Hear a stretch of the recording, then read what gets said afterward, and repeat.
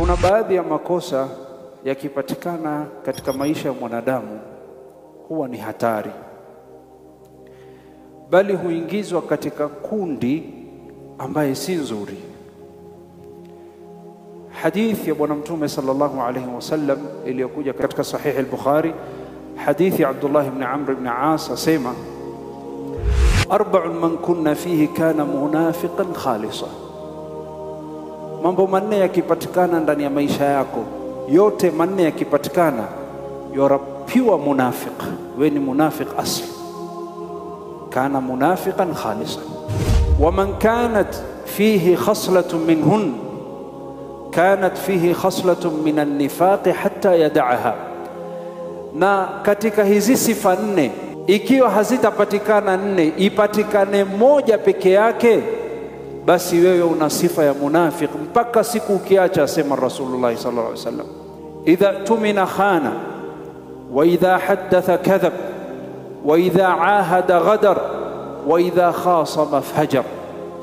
Asema Rasul sallallahu alaihi wasallam, akiaminiwa na kitu, mali, siri, amana, hiyo amana ukirudi hautaipata vile vile, lazima kuna kitu imeharibika. Wa idha haddatha kadhab, na akizungumza hajui kusema ukweli. Kila anapozungumza na wewe anakupa kazi ya ziada kutaka kuverify huyu yosema ukweli ama ni uongo.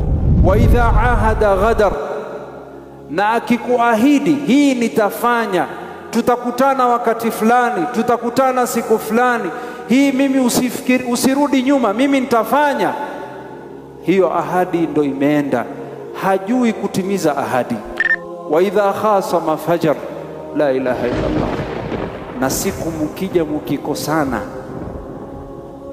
wema wote uliokuwa yuwasahau, bali siri atazileta nje, bali yuko tayari kusema uongo dhidi yako ili aonekane kwamba yuko sawa.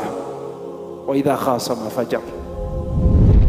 Lakini nukta ambayo inaishtua katika hadithi hii ni kwamba jumla ya kwanza, arba'un man kunna fihi kana munafiqan khalisan.